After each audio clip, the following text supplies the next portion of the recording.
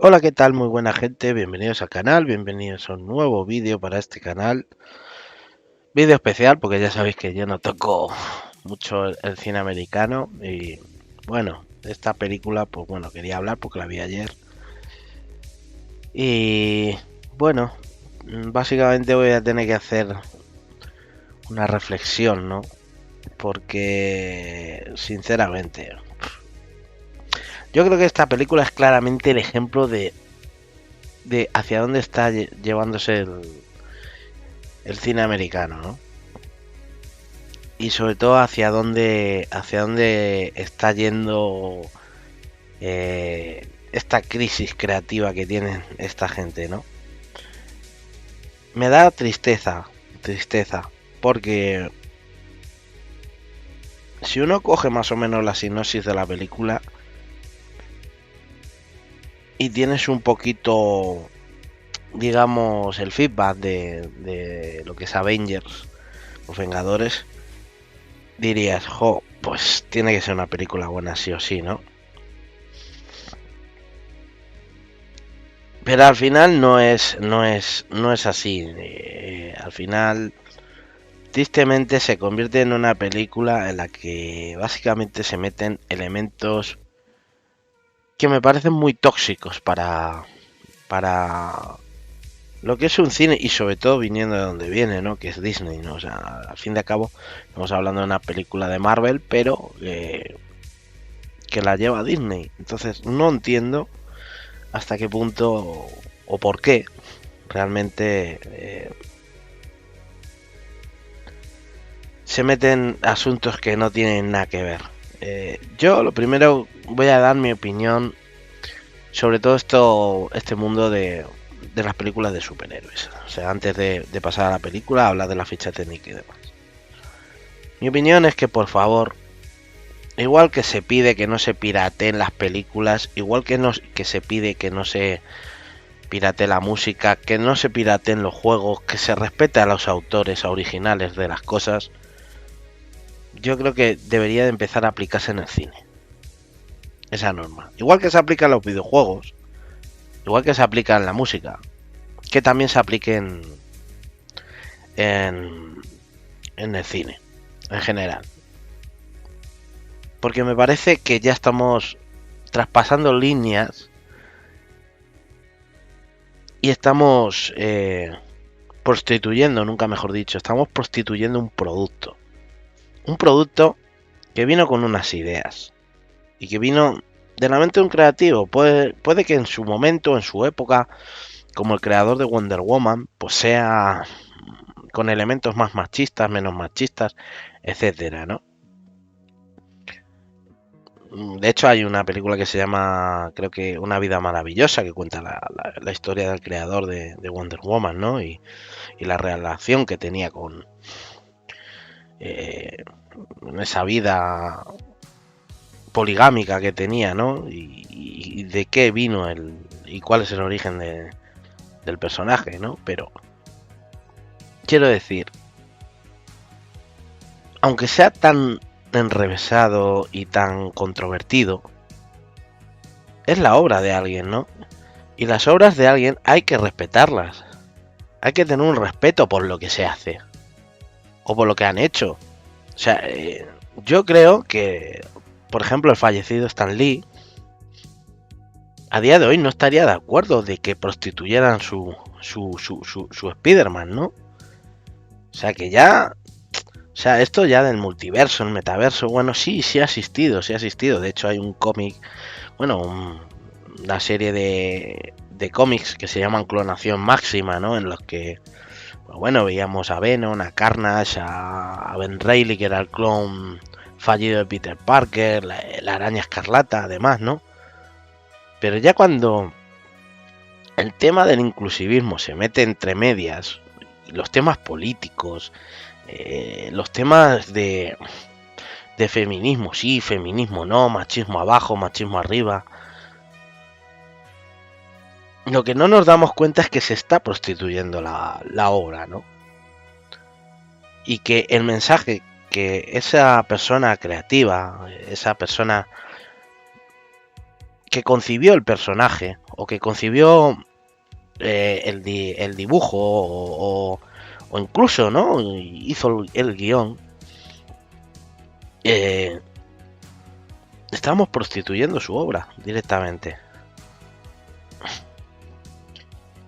Y es lo que no... Es lo que me da rabia porque... me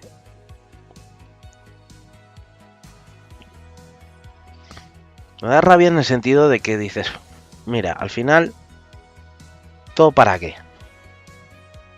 Para que yo entiendo que, visto desde un punto de vista empresarial, si quieres hacer una película enfocada a un público concreto, ¿no? En este caso serían las mujeres, pues me parece muy bien que tomes algunas cosas o que tomes alguna referencia. Pero la verdad es que, y ahora ya sí hablando un poco de la película es una montaña rusa. Es como subirse a no sé, a la atracción más, o sea, quiero decir, a la atracción de montaña rusa más grande que haya en el mundo. O sea, unas subidas, unas bajadas, unas cosas. Digamos que el guión ni siquiera es lineal, ¿no? Para introduciros en la materia, ¿no? No es lineal. No es lineal. Plantea una cosa y se va de un extremo a otro y luego ya no sabe ni por dónde está. Es lo que quiero decir, ¿no?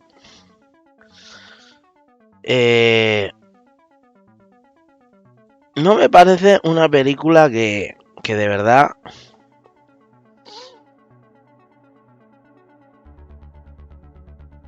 realmente me guste.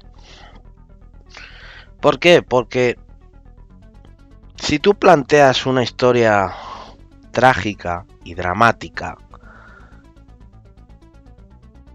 ni siquiera el humor más negro puede caber ahí. Y sobre todo cuando son cosas que, digamos, al espectador le pueden afectar en manera personal, ¿no?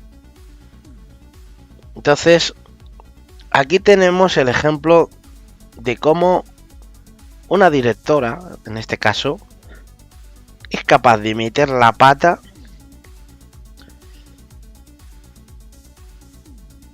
dirigiendo.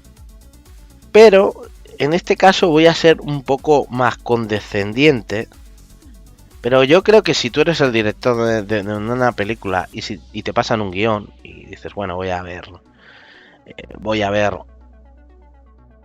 quién es, por decirlo de alguna manera, ¿no? Si yo voy a ser quien voy a dirigir una película y me pasan un guión en el que yo veo inconsistencias argumentales y mensajes ocultos, yo creo que si soy director puedo decir dos cosas: o cambies el guión o no hago la película. Porque uno tiene que ser firme a sus criterios, ¿no? Firme a sus convicciones. Y hay veces que en ese sentido sí entiendo a gente como Zack Snyder, sí entiendo a gente como Richard Donner cuando abandonó el rodaje de Superman 2. Es decir, cuando tú tienes una visión, es decir, cuando tú eres el creativo de una cosa, no te puede venir gente a limitar, a cortar o a tal, ¿no? Podéis llegar a un acuerdo, pero si no, es mejor romper, ¿no? Quiero decir, me parece increíble que una película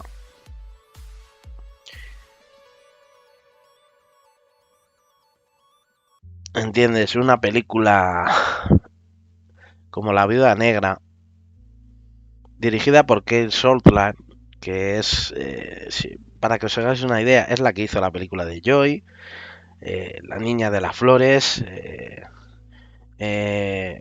Penthouse y Star on Olympia, ¿no? Que han sido algunos de los, digamos, ¿no? Cortometrajes premiados, ¿no? También estuvo en Summer Soul en 2004, que fue una película que llegó al Festival de Cine de Cannes, ¿no? Y dirigió también la serie australiana The Silence. O sea, quiero decir, es una persona que que digamos que era, por decirlo de alguna manera, es su primera película grande, ¿no?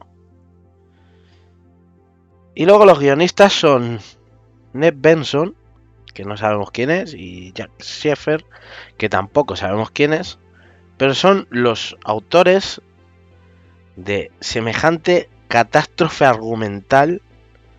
Y como digo, podéis tomar la película de dos maneras, ¿vale? Como digo, en este vídeo va a haber una parte sin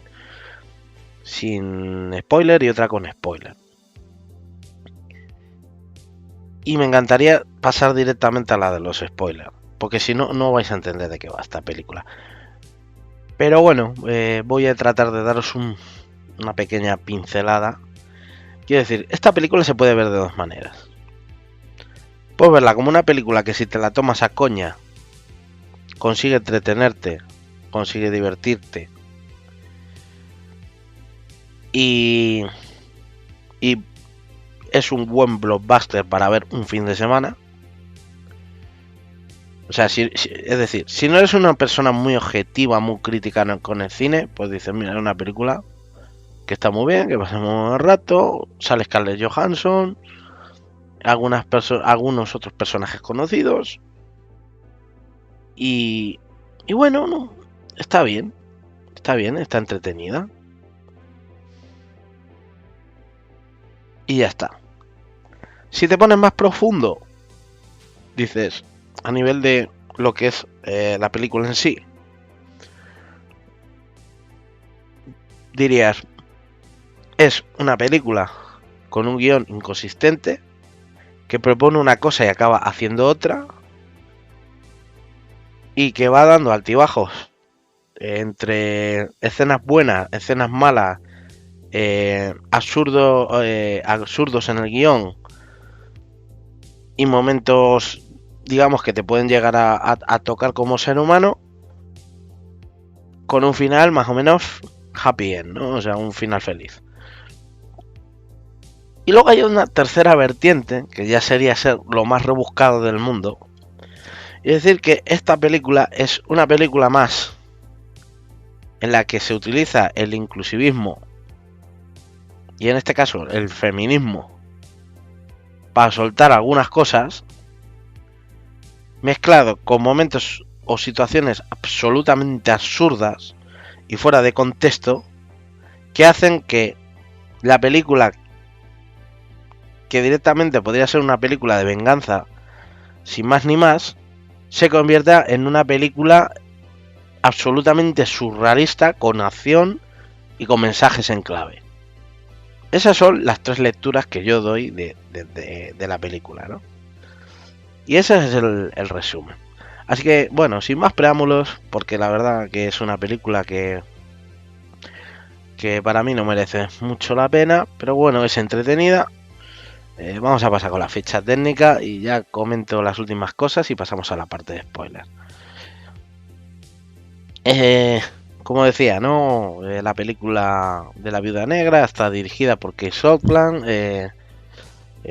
producida por Kevin Feige, guión de Jack Sheffer y Ned Benson, basada en la Viuda Negra de Marvel Comics, con música de Lorne Balfe, fotografía de Rob Hardy y protagonistas Scarlett Johansson, Florence Pugh, David Harbour, Oden Van Benle, William Hart, Ray Winston y Raquel Weisz.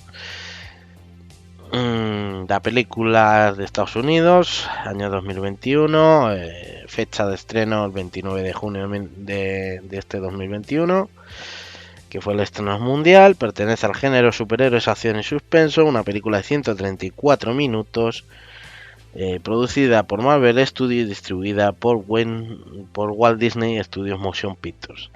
La película ha tenido un presupuesto de 200 millones y una recaudación de 359 millones a día de hoy.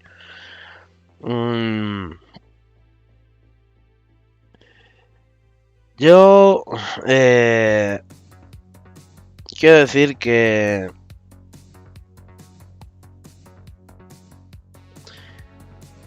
bueno, antes de nada, ¿no? Porque es que la verdad me cuesta decirlo, ¿no? porque sería volver a otra nueva reflexión, ¿no? Aparte de la gran huelga de guionistas que hubo en Hollywood entre el año 2007 y 2008, o sea, una huelga que duró desde el 5 de noviembre de 2007 al 12 de febrero de 2008, en la que dos sindicatos, el Gremio de Escritores de América del Este, la West, o sea, la WGAE, y el Gremio de Escritores de América del Oeste, la VGAW, que son los dos sindicatos que manejan, bueno, representan a los escritores de cine, de televisión y radio en Estados Unidos, llegaron a una huelga, ¿no? A partir de esa huelga, digamos que los creativos, o sea, ¿por qué hago referencia a esto? Porque digamos que la mayor época en la que uno recibía impacto visual, y ya no quiero hablar de películas como Tiburón, como Pesadilla en el Street, Si te vas al terror, Jason, o sea, Viernes 13, Robocop, o sea, había una cantidad de gente que con una creatividad maravillosa, y sobre todo, o sea, refiriéndome al tema de los directores, pero es que luego venían acompañados de guionistas que eran buenísimos y que proponían historias, pues de esas que te dejaban pegado a la pantalla, ¿no? Y que todavía, digamos que en este canal se tratan de recordar en sesiones, ¿no? Como digo, en Viaje al Pasado, en Noche de Lobos, etcétera, ¿no? Que son secciones que están aquí, ¿no? En este canal y a las que daremos caña a la vuelta en septiembre, ¿no? Pero quiero decir, ante esa tesitura, ante esa huelga, comenzó el declive, ¿no? El declive del cine americano, y se pasó a lo que es lo que la gente ha denominado inclusivismo, ¿no? Es decir, ¿cómo hago para renovar el cine americano? Incluyendo todo tipo de elementos a cosas que ya estaban. Es decir, por ejemplo, pues imaginaos que ahora en vez de hacer una película de Superman, porque no les apetece a Warner, pues deciden meter o inyectar 400 millones de dólares en hacer una superproducción de Supergirl, por poner un ejemplo, ¿no?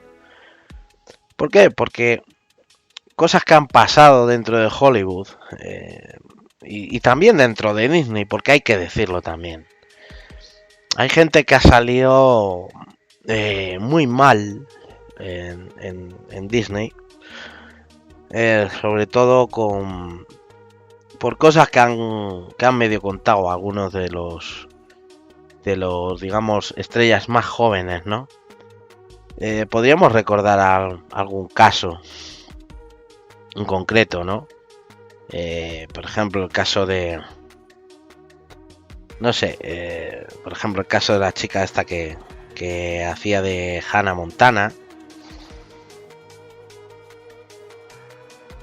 o por ejemplo, o sea, sin ir más lejos también, o sea, hablando de Miley Cyrus, o esta chica que hacía también la película esta de Herbie, ¿no?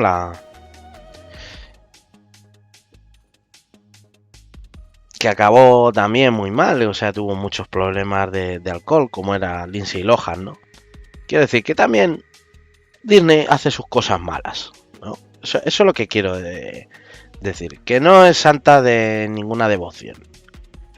Es decir, ha habido movimientos como Me Too, ha habido movimientos como el escándalo este que pasó con este productor, que empezaron a contar diversas actrices, digamos, cómo trataba a las mujeres, ¿no? Que buscaba favores sexuales a cambio de meterlas en grandes producciones y demás, ¿no? Pero digamos que ese no es la raíz del problema, ¿no? Quiero decir, la inclusividad realmente lo que buscaba era que hubiera una igualdad tanto en personajes masculinos como femeninos, ¿no?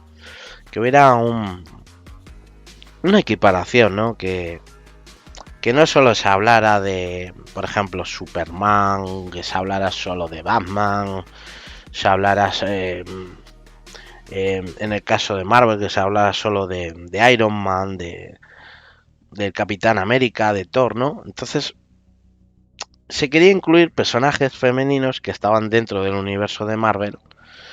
Y entonces, pues bueno, pues se metió a Viuda Negra. En su caso en DC fue Wonder Woman. Pero digamos que el tratamiento que la da, por ejemplo, DC o la, digamos, la directora que llevó la película de Wonder Woman, la primera, porque digamos que Wonder Woman 1984, pues no fue acogida con el mismo talante, ¿no? Que tenía la primera cinta. Sin embargo, yo creo que todas las mujeres del mundo, y creo que pocas pueden decir lo contrario, yo creo que está muy dignificado el papel de la mujer en Wonder Woman. Sin embargo, aquí, que se quiere llevar el tema del drama al extremo,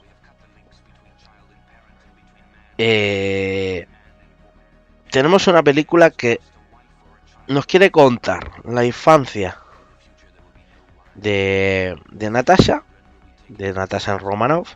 Nos quiere contar la infancia de Natasha. Luego nos quiere meter en un mundo donde ella ha sufrido, ha tenido una vida muy cruel, la han separado de alguien y demás. Y luego se convierte en un esmadre reivindicativo, diciendo algunas cosas que bueno, que están ahí y que cada uno puede interpretar. Yo, como he dicho, yo he dado tres posibles vías, opciones, de según como quieras interpretar la película, te va a gustar más o te va a gustar menos. Y bueno, la conclusión final es que se intenta o sea, no solo politizar, sino que hace abuso de un populismo innecesario para lo que es la cinta, ¿no? Y bueno, a partir de aquí,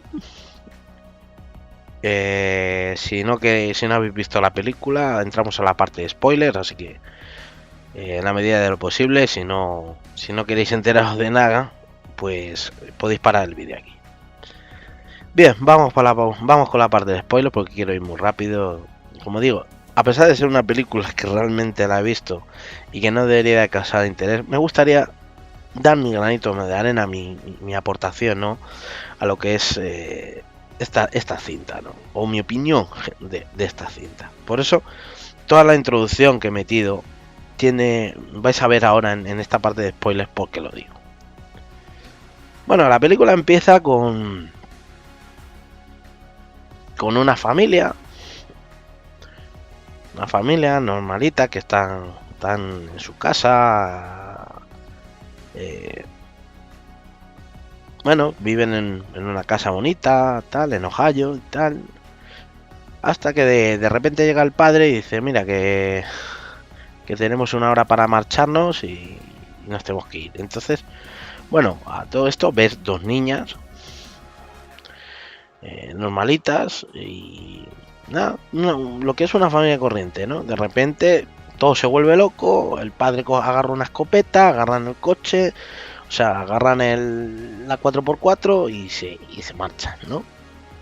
Y cuando llegan al aeropuerto ves a un montón de gente que les sigue y demás, y que empiezan a pegar tiros y pasa de todo, ¿no? Hombre, queda claro que el personaje que interpreta a David Harbour, que es conocido porque lo habéis visto en Stranger Things, lleva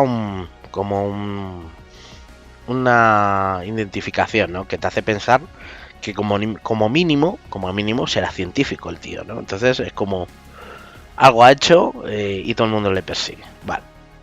De ahí pegamos un salto de Ohio y nos vamos hasta Cuba.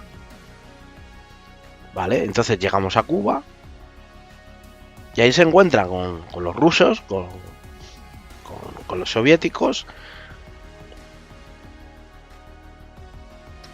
y bueno, descubrimos que el que parecía americano resulta que se llama Alexei Shostakov y que, bueno, han ido a Cuba a robar a robar asilo, ¿no? Y se han llevado algo. Entonces, digamos que Alexei tiene una esposa que se llama Melina Vostokov, que está interpretada por Rachel Weisz, y bueno, resulta que va con sus dos supuestas hijas, que son Natasha y Yelena, ¿no? El caso es que todo parece muy bien. El otro empieza a hablar, o sea, es como que tiene ganas de pasar a la acción, que está harto de digamos, misiones en encubierto, ¿no? Que él quiere pasar a la acción. Luego nos enteraremos por qué. Y bueno, y de repente vemos cómo tratan de separar a las crías. Vemos como el tío que parece el padre luego resulta no ser tan padre. A las niñas las pegan una inyección, las meten en un camión y luego durante el transcurso de todo eso vemos un cover de Nirvana, ¿no? En el que vemos como este hombre pues va metiendo a las chicas en unos camiones y va haciendo un proceso de selección, ¿no? Para o sea, el tipo se llama Dreykov y bueno, vemos como el tío, pues bueno, las mete en un camión, digamos que utiliza la trata de seres humanos, ¿no? Y digamos que tiene cierta predilección por coger niñas de la calle y convertirlas en asesinas. Un rollo así, digamos un rollo Nikita, ¿no? Coges a alguien que no tiene familia o que nadie se preocupa por él y lo usas para darle una formación militar y usarla como agente a tu servicio, ¿no? Hasta ahí todo bien. Hasta ahí todo bien. Después pegamos otro salto y nos vamos a Marruecos, ¿no? En el que de repente tenemos una escena de acción. Tenemos una escena de acción en la que, bueno, pues transcurre y ahí nos dan a entender que Yelena es un agente de Dreykov, que es de estas personas que han llevado a la Sala Roja, ¿no? Luego todo eso se explica. Pero digamos que hay una escena de acción, ¿no? En la que después se explica que es una ex agente o una viuda negra inactiva que quiere salvar a todas. Entonces digamos que ha fabricado un antídoto para el control mental que ejerce Dreykov sobre estas tías. Y durante la pelea, pues uno de los viales estalla y digamos que Yelena recupera su conciencia y el control de sí misma, ¿no? Y decide escapar. Entonces Yelena se va a buscar a su supuesta hermana, y digo supuesta hermana, que es Natasha, ¿no? Se van al piso de Budapest. Se va al piso de Budapest y le manda desde allí pues un paquete con los viales a Natasha, ¿no? Entonces Natasha, digamos que al ser perseguida por al ser, digamos, declarada fugitiva,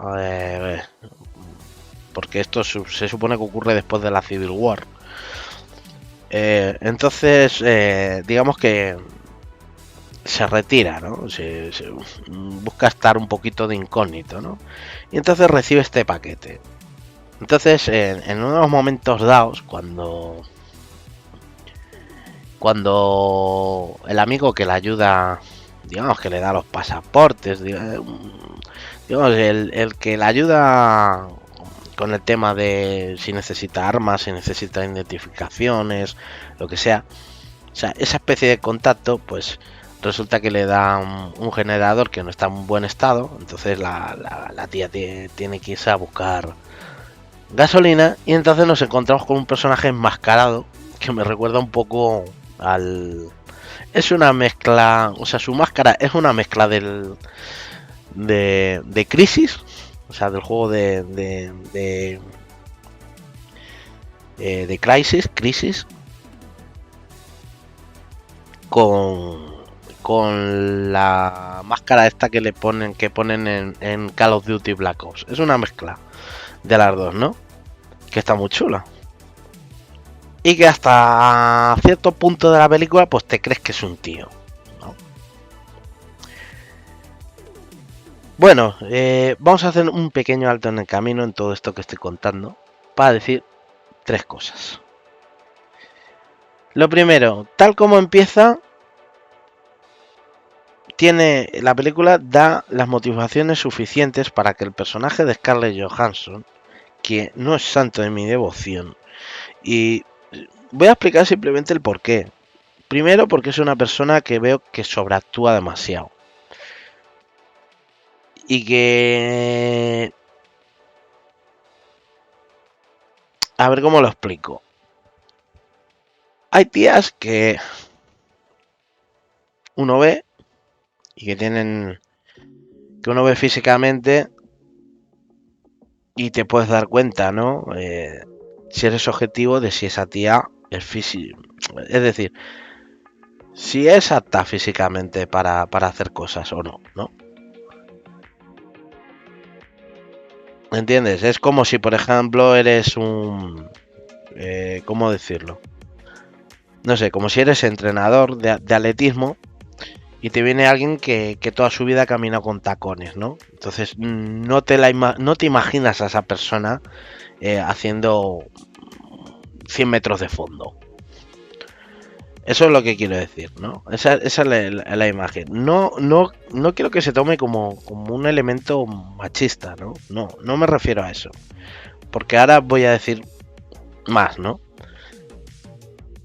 Yo creo que últimamente me encanta que haya un montón de mujeres, ¿no? Dentro del género acción, que es muy difícil. Antes era, digamos, el imperio de los hombres, ¿no?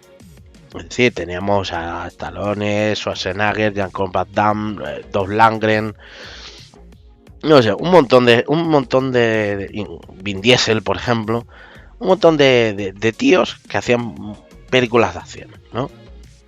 Con diferentes contextos, con diferentes historias y tal, ¿no?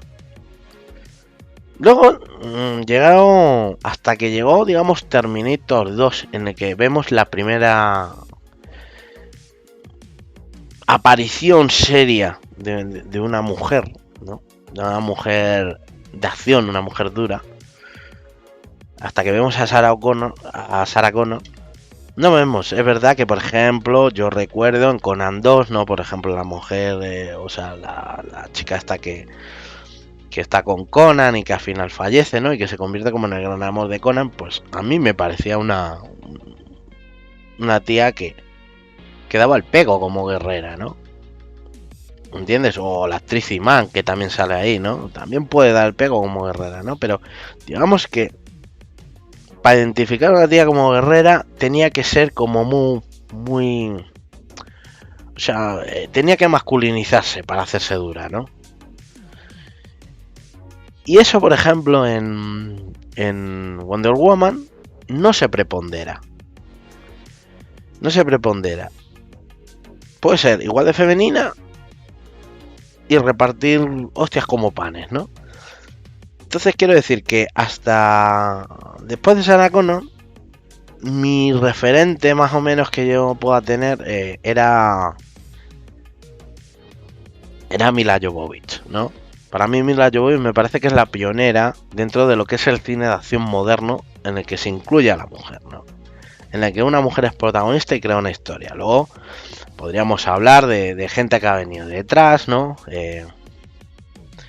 como Charlize Theron, podríamos hablar de como una de las protagonistas de esta película, que es Olga Kurilenko, etcétera, ¿no? Quiero decir, el tema mujer dura, aparte de que se está suavizando o se está normalizando, quiero decir que a mí no me, o sea, no me hace ningún mal. Es más, lo celebro, me encanta, me gusta que haya más tías haciendo cine de este tipo, o sea, demostrando que pueden estar a la par. Pero lamentablemente, para mí Scarlett es la que no está a la par. Al igual que no lo está Olga Kurilenko. Que Olga Kurilenko hizo una película anterior, solitaria también, rollo agente secreto y tal, que no estuvo mal, la verdad, no estuvo mal, pero te das cuenta de que no es, o sea, no sé cómo decirlo. Esto sería como en el mundo del fútbol, ¿no? Lo voy a intentar explicar de esta manera, ¿no? En el mundo del fútbol hay un montón de futbolistas regulares y luego hay lo que se llama estrella o crack, alguien que destaca, ¿no? Alguien que por su juego, por su técnica, por todo, llega a demostrar que es un jugador, además que no hace falta que haga mucho para que la gente lo admire en cualquier lado, ¿no? ¿Entendéis lo que quiero decir? Entonces, ¿cuál es el problema de Olga Kurilenko? Por ejemplo,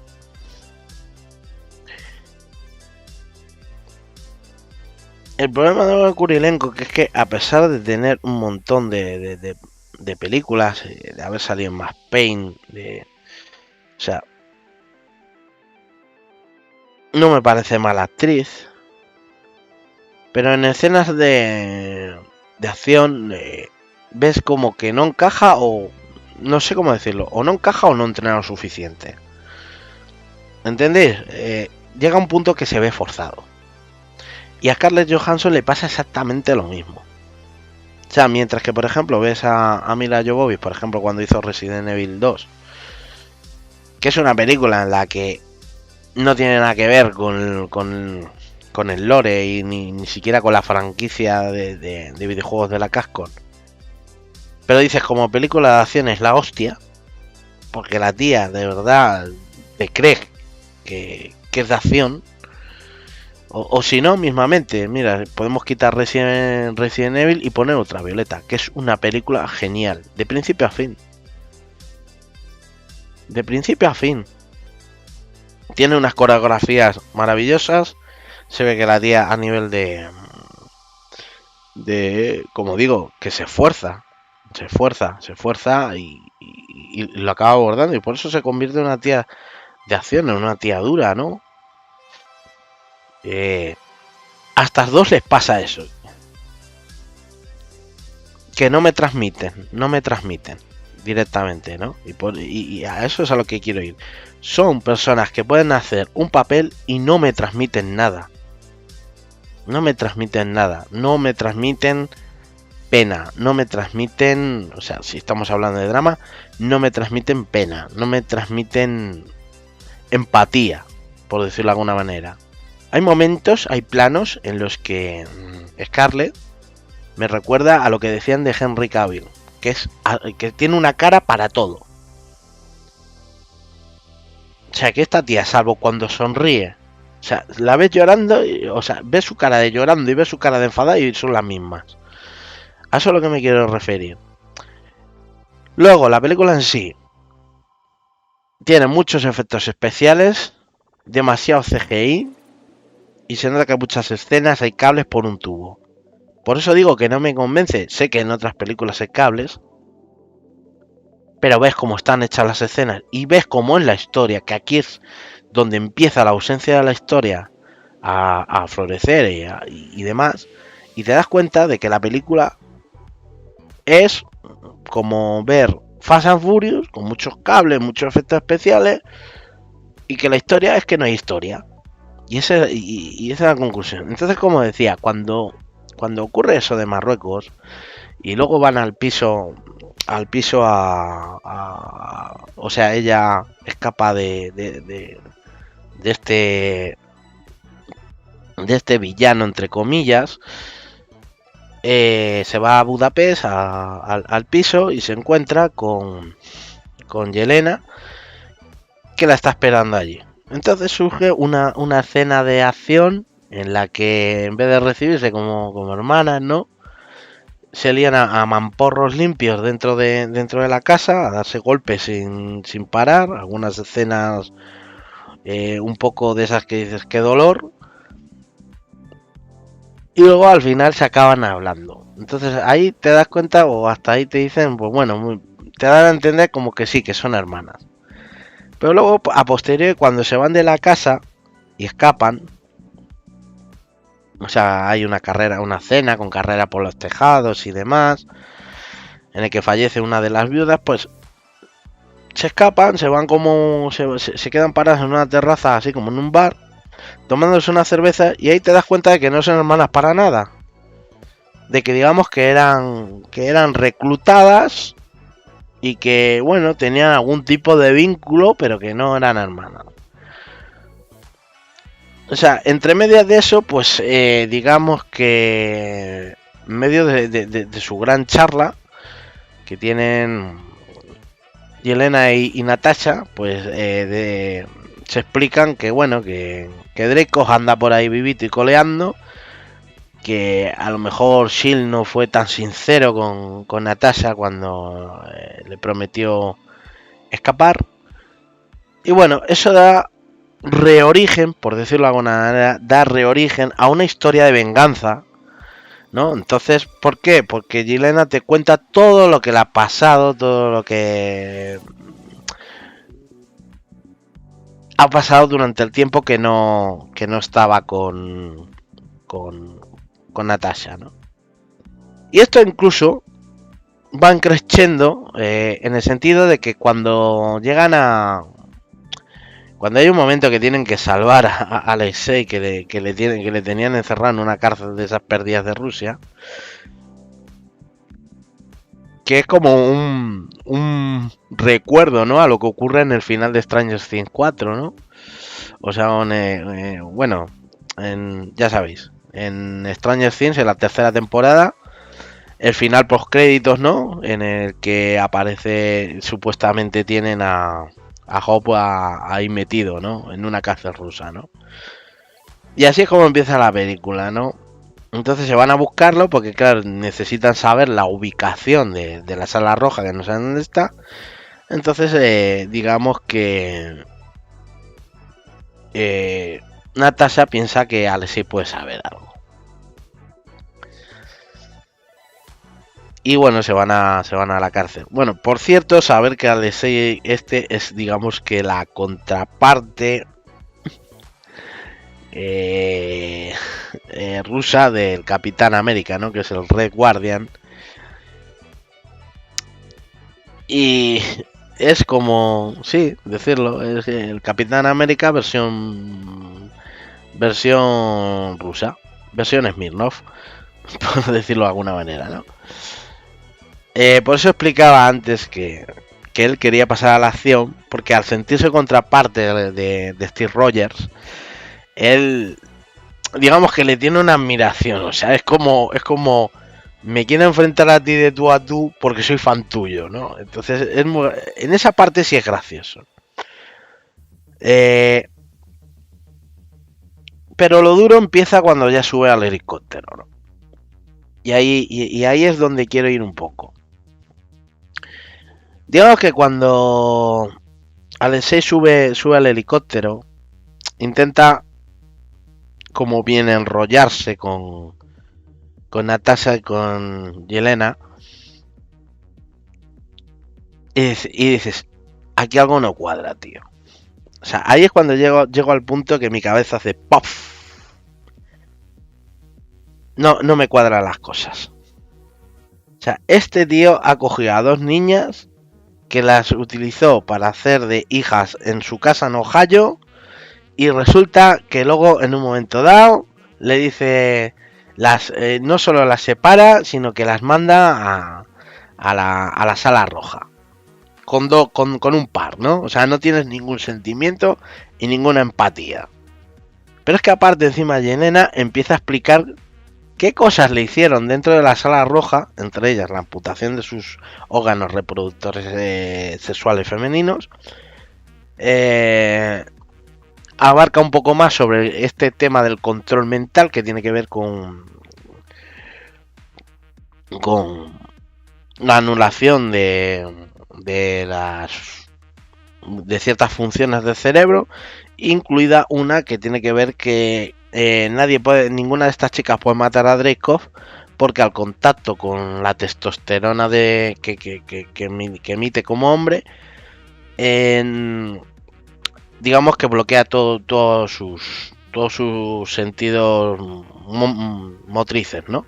Entonces ellas no pueden ni clavarle un cuchillo, ni dispararle, ni nada. Cuando ya te cuentan todo eso, solo puedes llegar a 2 puntos. Uno, deslegitimar todo lo que te están contando y decir, esto es una puñetera chorrada.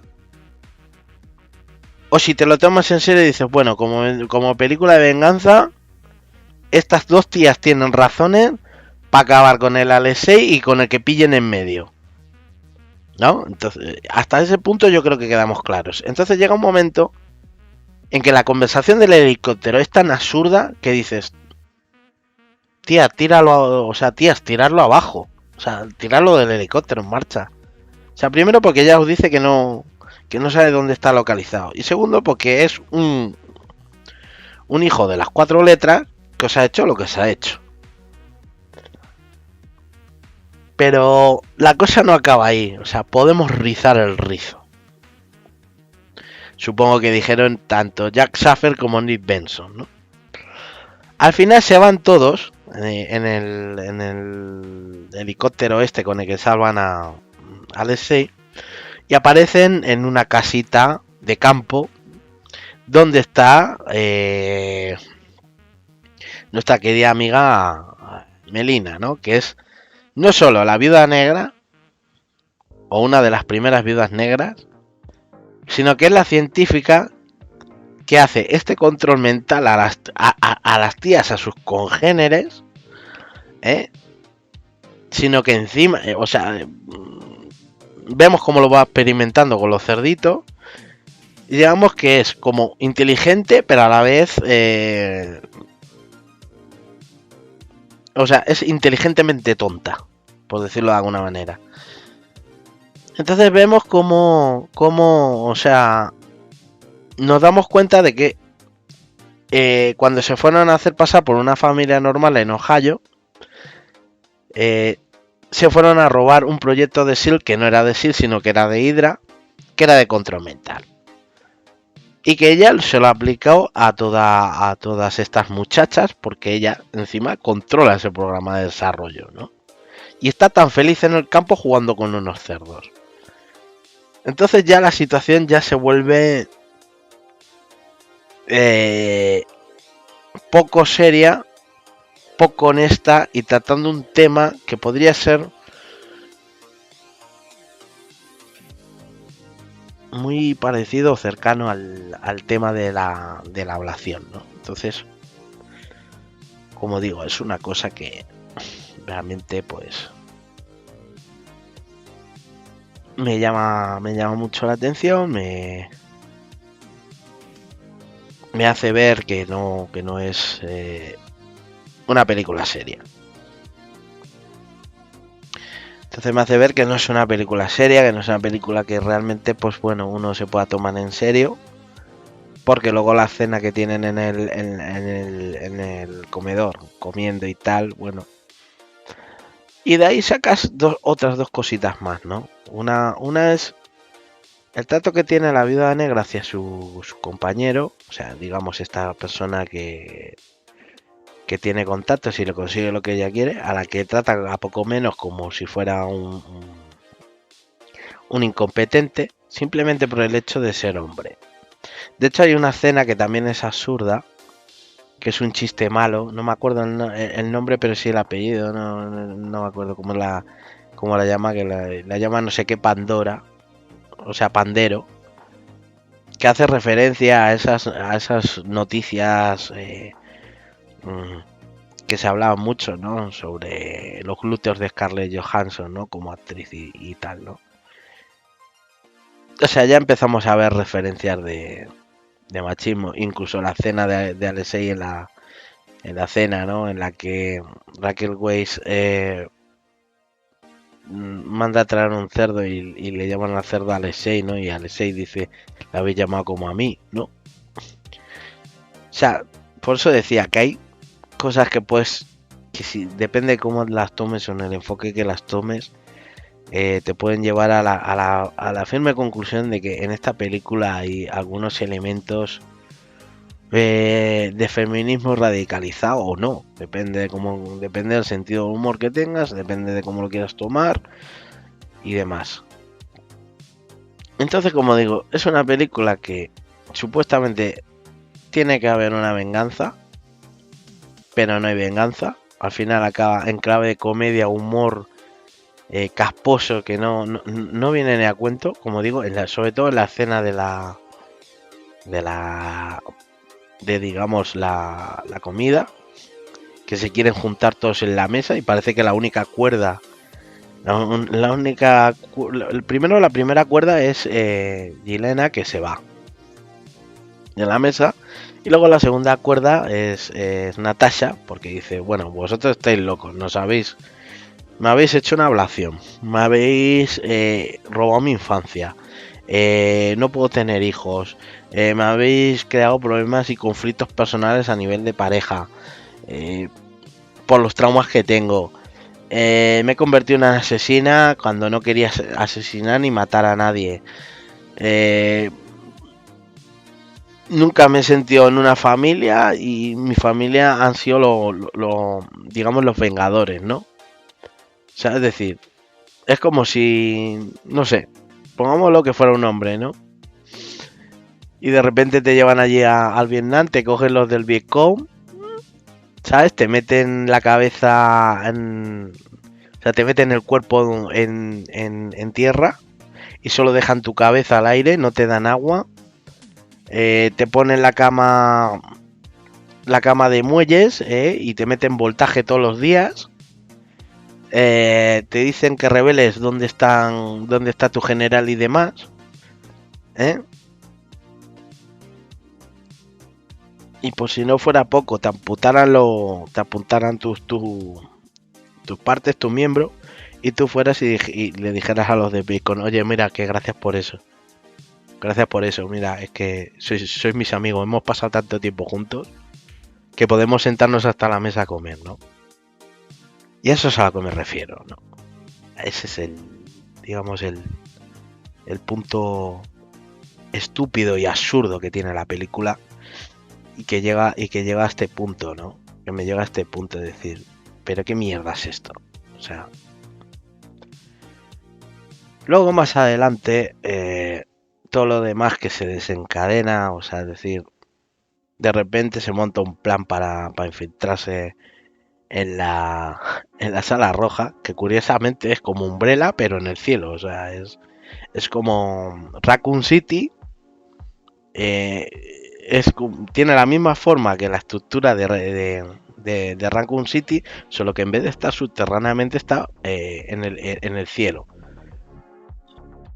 Y no te explican qué tipo de camuflaje usan, porque digamos que si tiene el portaaviones ese que vuela y se supone que Estados Unidos tiene el cielo cubierto de satélites. Entonces, ¿me lo explicas cómo anda eso por ahí?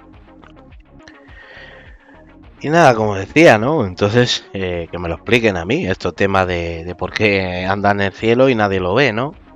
O sea, ni siquiera nos explican que haya un camuflaje, un algo, ¿no? O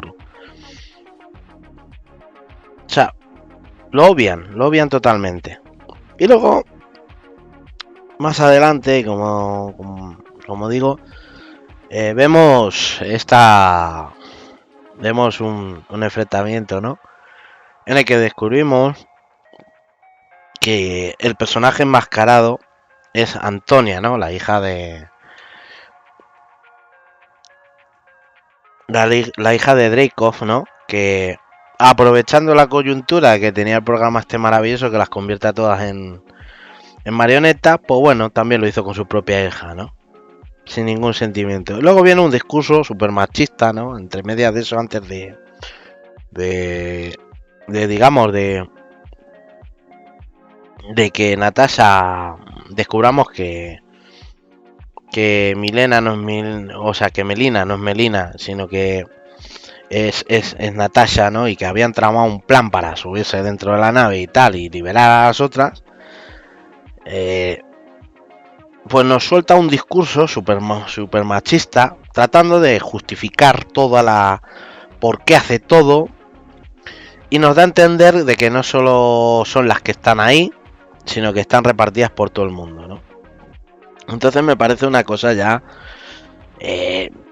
bastante nefasta y bastante excusa estúpida, ¿no? Porque vamos a ver, para empezar, este argumento no es nuevo. Este argumento lo hizo Luc Besson en la película de Nikita.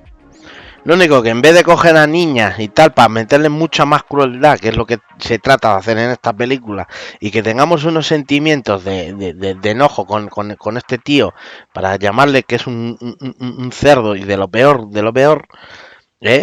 como digo, esto estaría muy bien si fuera una película de venganza al uso, pero es que no es una película de venganza, es que hay comedia, es que de repente la gente que ha participado en esto resulta que son papá, mamá y mi hermana. Es que esto no puede ser, ¿no? Entonces, llegas a un punto que dices, bueno, esta película ya no tiene ni pies ni cabeza ni nada. Incluso lo único bueno es cómo acaba. Por lo menos tiene un final feliz. Tiene un final en el que Elena consigue salvar a todas estas chicas, y digamos que en caso de que algún día Natasha necesite ayuda, pues bueno, va a tener a Alexei, va a tener a Melina, va a tener a Yelena para apoyarla, ¿no? O sea que es la gracia, ¿no? Porque luego dice, no, yo pensaba, o sea, en la escena que ya casi al final, dice, no, yo pensaba que no tenía familia y ahora resulta que tengo dos. Bueno, yo creo que la tía que te ha dejado sin ser madre no puede ser familia. Por lo menos en mi pueblo, y cualquier mujer que tenga dos dedos frente y vea la película, pues pensará exactamente lo mismo que yo. Que no puede ser, no puedes llamarla mamá a alguien que te ha hecho eso. A no ser que tengas un proceso para reinvertirlo, pero... O sea, para invertirlo, pero es que vamos, tal como te cuenta la historia, no tiene pies ni cabeza. Y luego esta película ha sido polémica porque la señorita Johansson se ha cabreado como una mona porque han cogido y han puesto la peliculita esta, pues bueno, han dicho, la vamos a sacar en cine. La vamos a sacar en cine y también, pues bueno, la vamos a sacar en Disney Plus. ¿Y entonces qué ha pasado? Porque la otra se ha... se ha cabreado como una mona. Entonces ha dicho, mira, que a mí no me mola esto, porque como vuelvo a decir, volvemos al tema del status system, ¿no? Y digamos que esta película ha causado polémica porque Scarlett Johansson entabló una demanda contra Walt Disney Company por el estreno simultáneo de Viuda Negra en cines y en Disney Plus. Y a día de hoy, pues digamos que la tensión entre ambas partes está más que lejos que disminuir. Por un lado, Disney dice que cómo se te ocurre decirnos esto ahora en plena época de pandemia, y la otra pues lo dice como, bueno, esto es una traición que tú me estás haciendo para sacar réditos.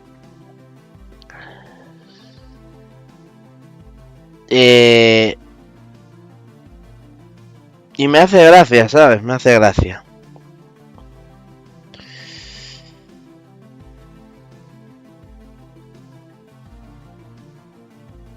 ¿No? Y bueno, voy a daros un poquito de lo que me he ido enterando, ¿no? Y dice, bueno, según dicen, tratamos a los ingresos de Disney Premier Access como una taquilla para efectos de requisitos de bonificación en el contrato. Eso solo mejoró la economía de la señora Johansson, ¿no? Dice,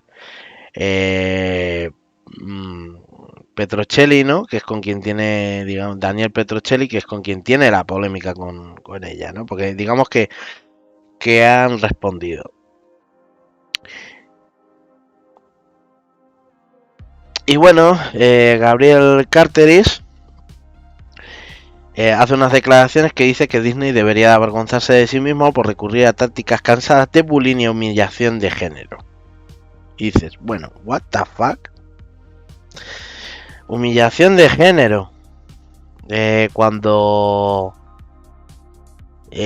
para preponderar o poner a una mujer en un buen lugar recurrís en un guión a poner a un hombre como a poner a dos hombres como si fueran uno como un incompetente incapaz de traer que le pides un jet privado, o sea, le pides un jet y te trae un helicóptero de estos antiguos rusos de carga, y al otro pues bueno, que a poco más lo comparan con un cerdo. Pues no sé yo, no sé yo. No sé yo, y tampoco seré yo quien me meta en estos temas de machismo o feminismo, ¿no? Quiero decir que básicamente lo que para mí el resumen de todo esto es que es una película que trata de proponer una cosa y acaba haciendo otra, bien distinta, cuyas escenas de acción están muy bien, por ejemplo la persecución en los tejados, en Budapest, la pelea en el puente, cuando aparece Antonia,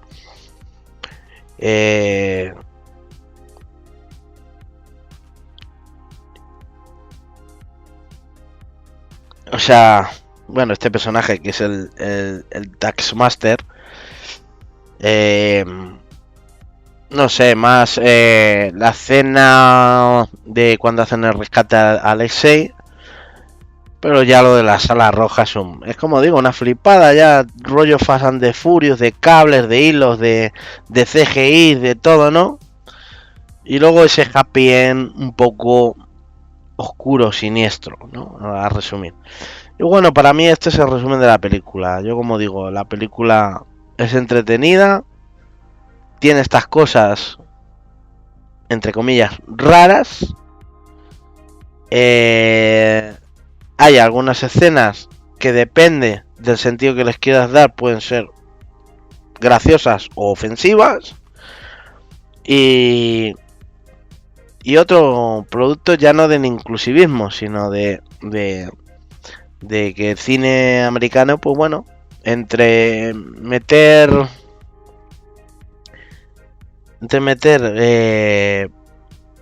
más que meter, entre intentar meter con calzador personajes de todo tipo de colectivos o etnias, encubrir mensajes políticos dirigidos a no sé quién, porque no estás de acuerdo con la política de no sé qué presidente, y algunos radicalismos que en este caso pues también afectan al colectivo masculino, y porque son gente que piensa que todos somos iguales y por desgracia no lo somos, o para su desgracia no lo somos, y bueno, hay que aguantarlo, ¿no? Pero como decía al principio de este vídeo, lo triste y lo que más me duele es cómo se está denostando las cosas con las que hemos crecido, ¿no? Ellos dicen que no, que es que hay que adaptarlo a los nuevos tiempos, porque claro, Superman no puede ir con los calzoncillos para afuera, ¿no? Porque parecería un lerdo, ¿no? Entonces, bueno, vamos a quitarle los calzoncillos, vamos a hacerle un traje de látex y vamos a darle una buena historia. Que bueno, que a lo mejor, mira, que en un multiverso, pues mira, podemos meter lo que es de color. No sé, a lo mejor dentro de un par de meses le metemos que Superman es trans. Yo qué sé. ¿Entiendes? O sea, es decir, el problema no es ni que Superman fuera trans o que Superman fuera de color. No, ese no es el problema. El problema es que tú te estás cargando la obra original de alguien. O sea, y luego tienes los santos narices que cuando alguien te piratea tu película, quieres pedir derechos de autor. Eso es lo que es incomprensible a más no poder. O sea, tú no respetas la obra original de Stan Lee, por ejemplo, en el caso de Spider-Man, que te metes al Miles Morales porque te la has sacado porque los nuevos escritores, los nuevos escritores, dibujantes y guionistas que tiene Marvel en su poder están haciendo unas historias alternas y tú quieres meter esas historias alternas. O sea, y lo mejor de todo es que hacéis una película de animación en la que fusiláis a Peter Parker y lo dais por muerto para meter al Miles Morales con calzador. Esto es lo que me hace gracia. O sea, y claro, como Stan está muerto, pues claro, no puede pedir derechos de autor. Pero si luego alguien nos plagia la película, o de repente hace una copia, o la saca en internet, sí pedir los derechos de autor. Ahí sí que los derechos de autor sí importan.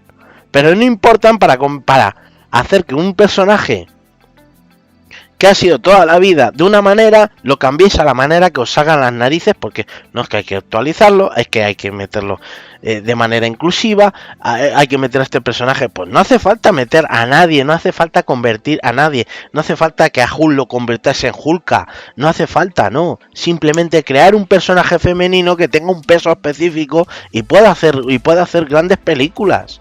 Y se pueden hacer grandes películas con él y le deis unos guiones apropiados y no esta chorrada que habéis hecho en Black Widow de que a unas tías que las amputan sus órganos genitales encima sientan afecto por las personas que se los han quitado. Es que ya es el colmo de los colmos.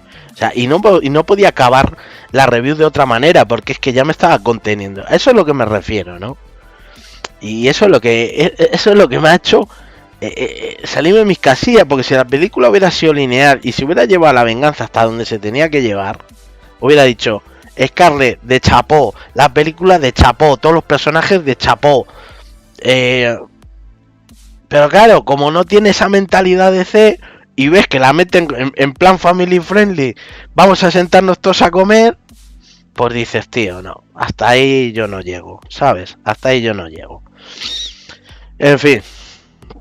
En fin, como digo, una película que no voy a volver a ver por segunda vez y lo siento mucho. Y me da pena. Yo, como digo, voy a destacar al único personaje que me parece decente. A esta actriz británica que estuvo en la película de Falling, que es Florence Pugh, y que hace para mí o por ejemplo en El Pasajero o en Midsommar, ¿no? Con Mujercitas, que para mí hace el mejor papel de todo lo que hay dentro de la película, ¿no? Que es el de Yelena, ¿no? Un personaje que de Yelena, ¿no? Que es el único personaje con el que realmente empaticé, porque contando su historia sentí empatía por ella, ¿no?